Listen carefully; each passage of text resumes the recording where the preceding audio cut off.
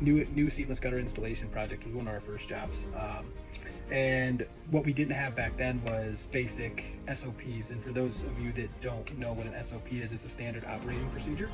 So for instance, like quality control, right? So how are we doing a specific install, and how are we ensuring that that same quality comes out on every single project, and making sure that we're doing it the way it needs to be done every single time, every single house. So project, my guys, they have a quality control checklist. So when they install a gutter, once that final screw is screwed off, they have to take a picture down each side of the gutter so that I can see that every single one is screwed in. They have to take at least one picture on every gutter with a level there so that I can see that they're pitching the gutter appropriately towards the downspouts. They have to take a picture directly in front of the downspout so that I can see that that downspout is plumb, because we don't want it to start up here in the top corner and then on the bottom be 2 inches over to the left, right? Because the customer's not going to be happy with that.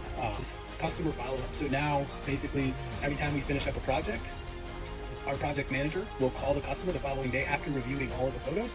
If there's any mistakes that were made, we're automatically going to send our technicians back out to fix those problems before the customer even realizes that there may have been a mistake. And then we're going to do a follow-up call, ask that customer what their experience was, what their favorite thing was, what their least favorite experience was, what they feel like we could have done better as a company. And then we're also going to ask for a review at that, a specific scope of services, right? So we're a seamless gutter company.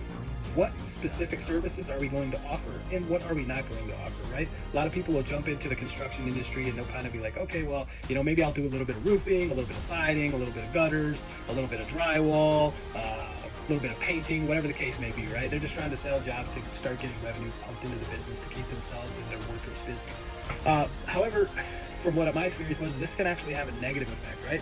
So all of those things have different profit margins, and in my experience also, if, you know, like the old saying goes, like, if you're a jack of all trades, you're a master of none, right? So if your team is the most efficient at installing seamless gutter systems, gutter guards, and gutter cleanings, but then you put them on a vinyl siding project, they're probably going to do that project a lot slower and be less efficient at it. So let's say in seamless gutters, right, if we're doing install after install on a weekly basis, we can average between, let's say, $18,000 and $25,000 a week.